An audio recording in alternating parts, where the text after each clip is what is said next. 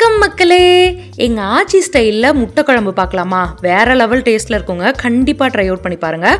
First மசாலாவுக்கு காரத்துக்கு ஏற்றாப்பில் காஞ்ச மிளகா, 4 மிளகு, ஒரு 1.5 ஸ்பூன் அளவுக்கு சீரகம், அப்புறம் 4 சோம்பு, அப்புறம் தேங்காய்ச்சில் ஒரு 4-5 பல் தேங்காய்ச்சில், இது எல்லாத்தையும் நல்லா ஃபைன் பேஸ்ட்டாக அரைச்சி எடுத்து வச்சுக்கலாம்.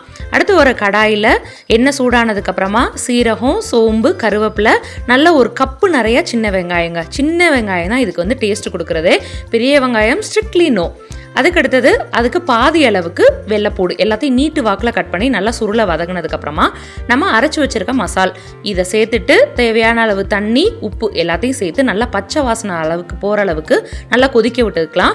அதுக்கடுத்து ஒரு முட்டை உங்களுக்கு எத்தனை வேணுமோ அதை உடச்சி ஊற்றிட்டு வேக வச்ச முட்டையும் கீரி உள்ளே போட்டு கொஞ்சம் வெந்ததுக்கப்புறமா மேலே நல்லா கொத்தமல்லி தலை போட்டு இறக்கணும் அப்படின்னா சூப்பரான முட்டை குழம்பு ரெடி ஆயிடுச்சுங்க. இது சாதத்துக்கு சாப்பிட்டிங்கன்னா வேற லெவல் டேஸ்ட்டில் இருக்கும்.